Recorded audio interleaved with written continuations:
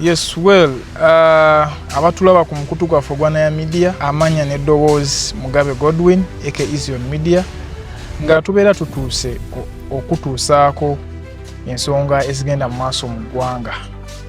Olunaku olwaleero nabagamba nti nze ntegeera nnyo Oluganda naye bwe nsanga omuntu nga ne bw'aba talumanyi nga wa Luzungu still muleeta ne tukubaganya wamu ebirowoozo nga bwe muteeka mu Luganda nga bwe muzaayi ne muteeka mu Luzungu ne tukola kasavu kanyama.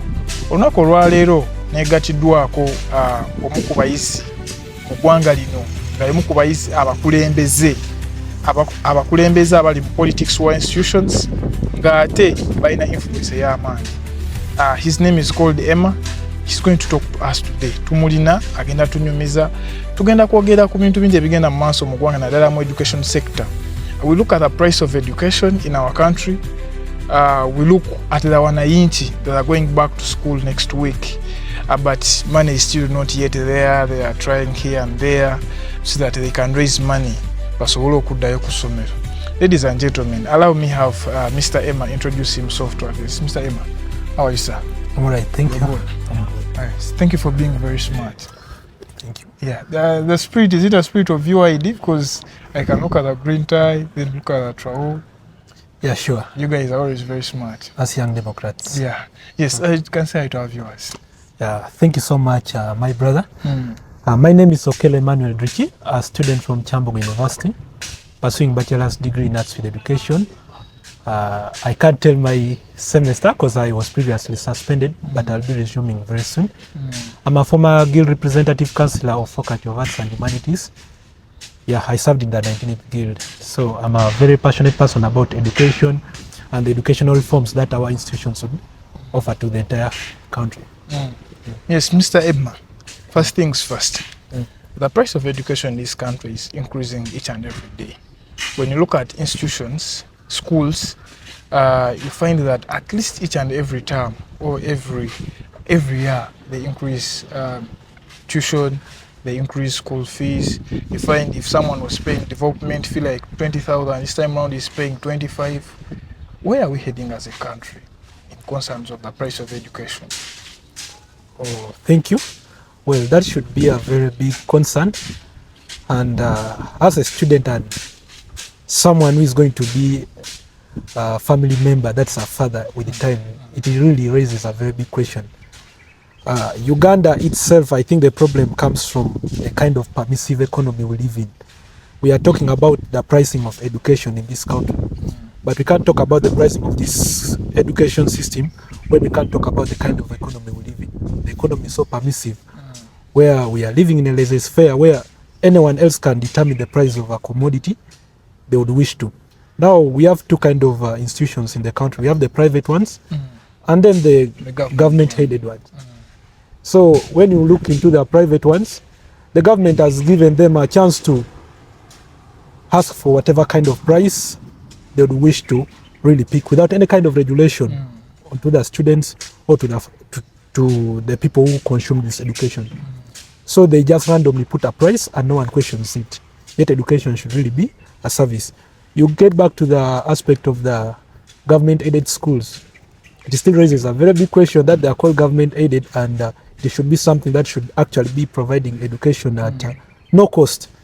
Because the government in early 1997 came out and issued what we call the universal secondary education, and then later in 2000 we have the universal primary education, which was whose aim was to make education initially cheaper, but later on we see them making education to be actually free at all costs. That's why in 2003 to 2009 we had the biggest enrollment at schools. But as we speak right now, some of the government-aided schools are the most expensive schools in the country. And for you to qualify to get to these schools, you must pay a lot. So there is a lot in terms of economic disparities within the schools. Should we put this blame on the policy formulators, or we bring it back to us? I think it starts with the policy formulators, because it's within these policies that the entire system is embedded. What do you think we need to do about that? Looking at student leaders, don't you think it is high time maybe you come together and maybe have one voice. Because if something is not done about this, by the time we are going to be having kids, our kids will be paying 5 or 10 million in nursery. Yeah, it really needs a collective effort. We need the stakeholders. Who are the stakeholders in this context? We have the policymakers. Those are the people who make these laws, who pass on these policies. We need them to pass favorable policies, because for them we know they're already at the right hand and they're privileged because they enjoy all the privileges, all the monies they get from the parliaments and all that, but they should be, their focus should be the wananchi. And the other stakeholders are us, the students. We are the final consumers of this education. But what have we done about this education system? Because we only come to play a role in this education system or the pricing of this education system at the last stage, because we are the last consumers. And when these things really befall us or it has pressed us on the corner, it is us to rise up. But then we live in a country that treats that as a kind of disrespect. They take you like a rebel when you rise up to protest some of this. Before we need to see students get into the streets to protest prices at schools and all that, the policies should first be clearer. So my major delve will be so much into the parliament. Who are they? Policymakers. Policy formulators. They should really see policies that favor. If we had the 1997 USC and then the UPE, which were majorly brought in with the objective of giving a free and affordable education to every other Ugandan, where is it at the moment? Yet we still claim that we have UPE school. I was a person who went through the UPE school. I went to Kotido Army Primary School in Karamoja. But I can assure you, we are paying school fees. We are paying school fees. UPE schools up to now still pay money. So you really lose the focus. I think the laws have been passed, but the people who are implementing it are making it harder. Because nowadays schools even demand for what you totally don't understand. Yeah, have you ever gotten a chance to look into the requirement list? The term is starting soon. But have you gotten a chance to look into the requirement list of different kids who are going to different schools? You see what they're asking? They're asking for reams of papers. They're asking for toilet papers, which is okay. But then the other requirements they would ask, and you still wonder, yet on top of it, someone is going to pay money. They ask for development fee, you've paid functional fee, you've paid tuition, you've paid medical fee. All this should be embedded in functional fee. But these people separate this to make money. Literally what I can say, our education system is becoming much more of a business than a service venture. Yes, well, how best can government join in hands with leaders, student leaders, and maybe institutions to see that at least we can have some of these things worked on, like lowering the cost of education, removing some of the fees, because you'll find that, I would give an example like at university, someone pays for something twice. You find that someone is paying for an ID twice. Someone pays for development fee twice. I saw some students in a certain university were complaining about that every semester they are paying development fee. But still they're still paying again functional fees. How best can the government intervene in this? Yeah. You have mentioned a very critical point. I come from Chambogo University and it has been one of the cries. In your last semester, last year, in your tuition you pay what you call the money for the, how they call them, the transcripts. But during time for graduation you also come and again you pay for transcripts. When you're doing clearance. The university is clearly aware about that, the administration is aware about that, but they're doing nothing about it. It seems there's a long hand that is benefiting from this and we don't understand. Now with the issue of curbing up this, really, it takes much more of humanity. I've always told people, even before you see the policies, before you see the laws being made, you need to first of all have that heart of humanity, to feel the pain of someone else. Because even when we have all these policies made, for as long as it's not going to line up with the doctrines of humanity, nothing is going to happen. Because I can assure you that the different administrations in this country have always been dragged to court. They have been dragged to the Parliamentary Accounting Committee to provide accountabilities on different mismanagement of funds. But at the end of the day, the cases have gone always silent. The very recent one was that one of Chambogo University, where the university administration was dragged to account for about 10.6 billion, which went missing. But we only saw the case in the before the parliamentary accountability committee once, but up to now we have not seen. We don't know how far the case went. So literally, these guys see their interests and they put it before the interest of the common people who are really supposed to benefit. But these are people whose children fly abroad to study. So the government should really start thinking in a human way and fulfill its duties, working with the student leaders and then the lecturers and all that. That's why nowadays students are rising up to protest. These students don't rise up to protest because they're excited.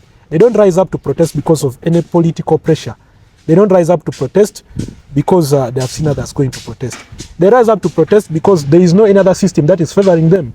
People have always written petitions. They have always sought for advice. But the people are supposed to listen to these guys' petitions, to the students' advice, to the students' cries. I've always paid no heed to it. I can give you the best example when Akiso Benjamin, the former Greek president of Chambogo, wrote a petition questioning about the accountability of surcharge and requesting that students who have at least cleared tuition up to 60% should be permitted to do exams. The best the university would do was not to reply to them. Went silent when Akiso mobilized a few students to protest against this policy. The best that was done was to dismiss him from the university, and that's the kind of society we live in up to now. Most of us were suspended on such grounds. But you realize that in other universities like Makerere, which have lived for 100 years, I admire it one of these days, because a student who has paid 60% is being allowed to do exams. Why can't that happen in another public university like Chambogo University? So it raises really a big question, because they claim that it's a policy. Yeah, we know policies exist, but we also have what we call waivers. At the end of the day, we can have a waiver to temporarily hold some of these policies because it's for the sake of humanity. I have a friend who suffered from the same, called us with those of Akiso, 3 days to an exam. Her balance was just 170,000, but the dad became so sick and was taken to Aga Khan Hospital in Kenya. Okay. So clearing the 170,000 in Chambogo University became an issue for her. She went pleading everywhere to the deans and all that. They told her the policy is a policy. You must clear to zero before you start an exam. Why can't we waive of such policies and allow someone who has cleared up to that level and left with only 170 to do exams? The next semester they'll come and pay for that. After all, they have not graduated. So the government really has to, the only way I can think the government starts involving in this is to start thinking human. I'm very certain the government is aware that everything is flowing right well on ground here, but the issue is with the administrations we have around. Because if it happens in Makerere that a student who has cleared 60% is allowed to do exams, why can't it happen in another public university? It raises questions. Then now to the other side of the private institution, the government should start regulating it in the same manner it regulates these public institutions. Those people just recently, I saw there was a debate on X where students were sending messages to one of the social media activists, Spire, Dr. Spire, complaining about same pricing of education in Kampala International University. And students were complaining about a lot of things. They pay things, but they don't get things, and what. Well, the policies that apply in universities, for example, in Chambogo, there are some policies that are not in Makerere and they are not here. I would think that maybe guild presidents or leaders would come, maybe from all public institutions, from Chambogo to Gulu to everywhere to Sitema, sit down and say that, please, how best can we approach government? Because I think some of these things maybe are decided at management level, and maybe even Parliament is not aware. You would find that right now the government is not aware that there are students that were suspended from Chambogo because they were pleading so that we could have a reduction, either in reduction, a waiver of surcharge. But then, where does surcharge leave students who get money late?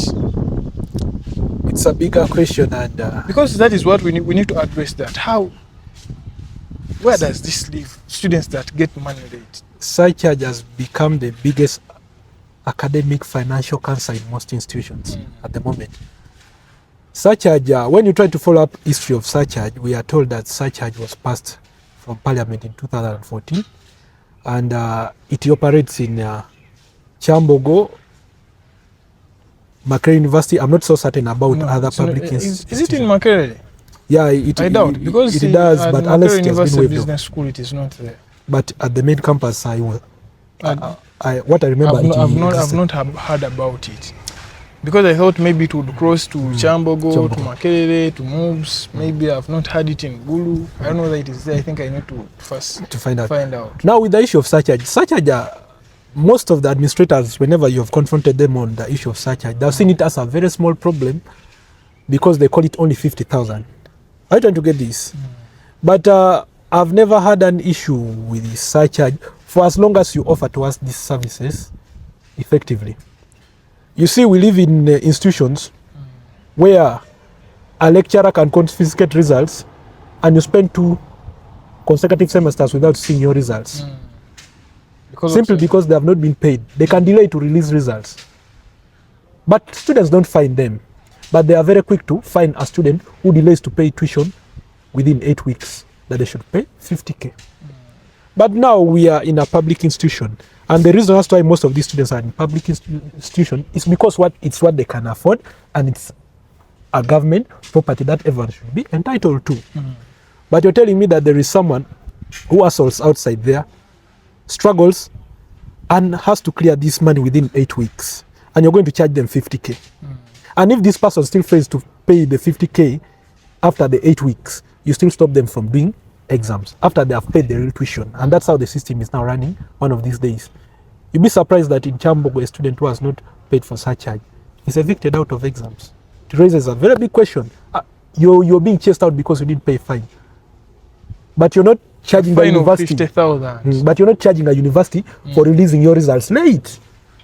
The university, Kyambogo, has been one of the poorest universities in terms of releasing results. So it raises really question.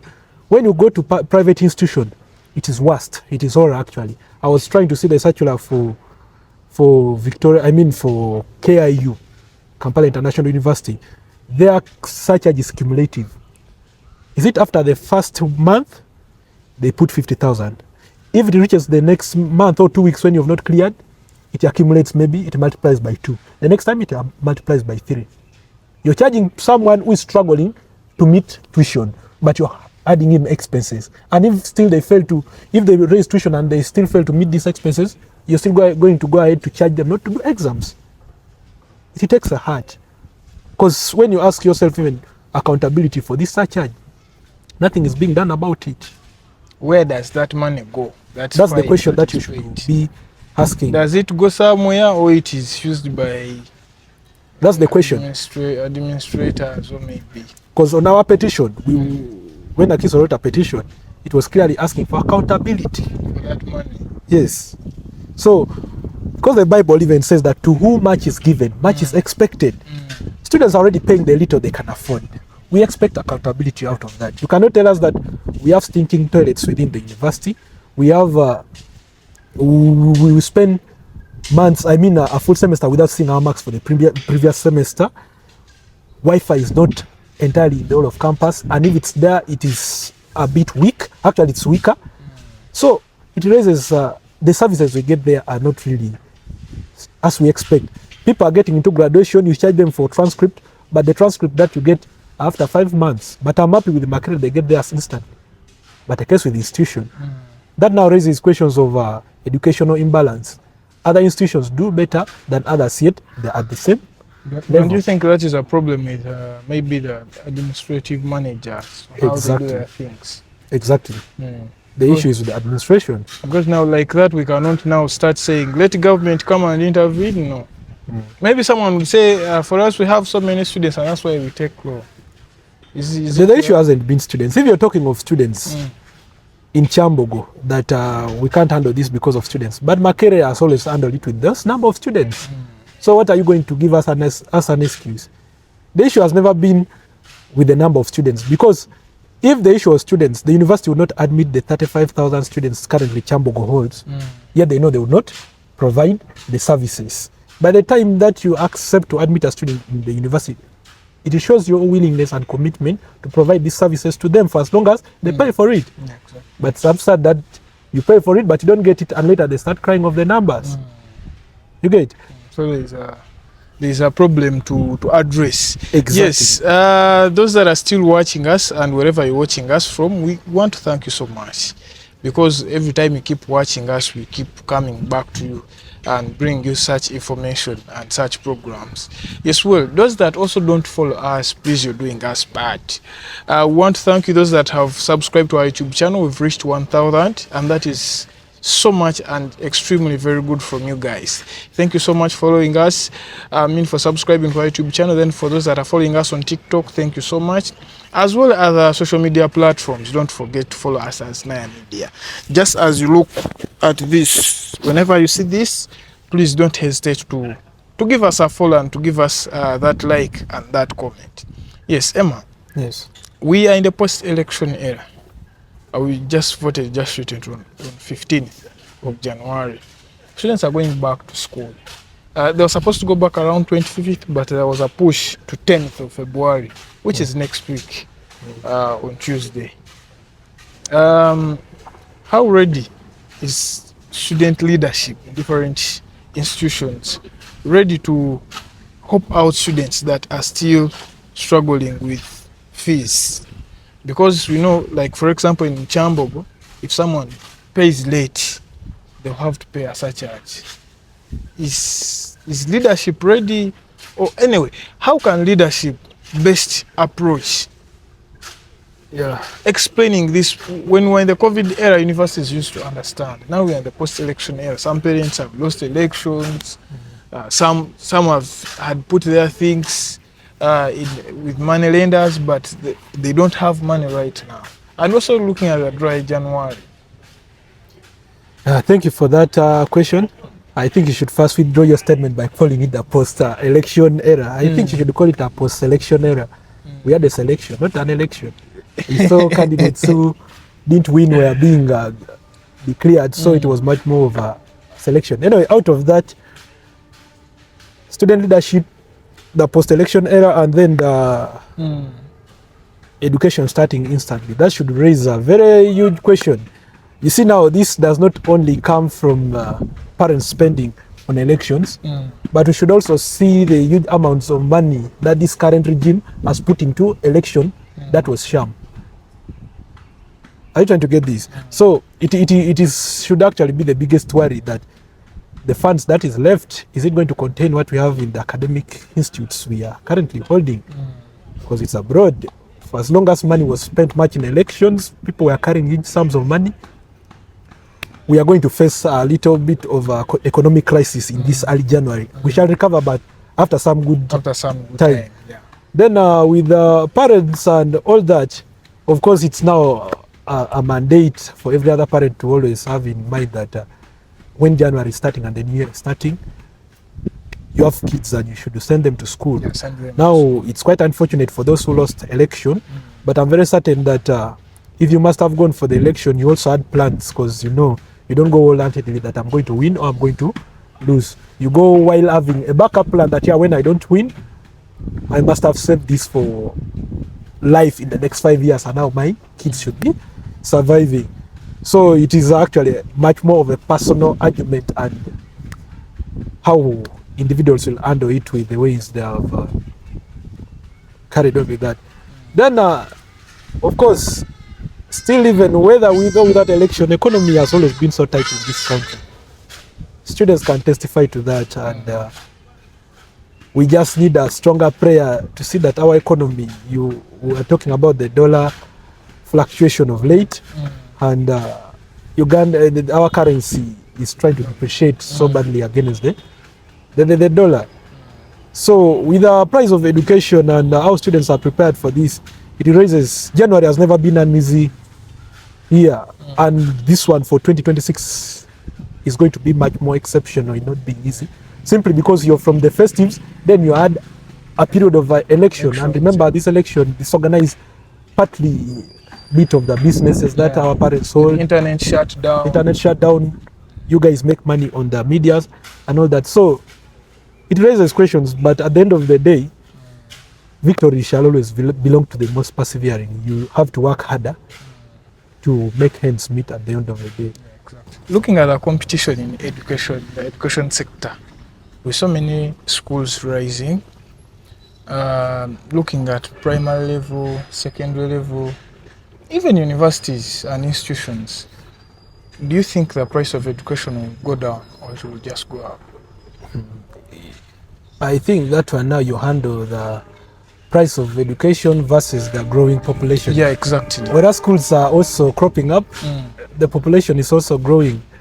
And one of these days, schools don't need to have 3,000 for them to proceed on. Nowadays, schools regulate their numbers. You go to a school and they'll be like, we don't exceed 1,500 students.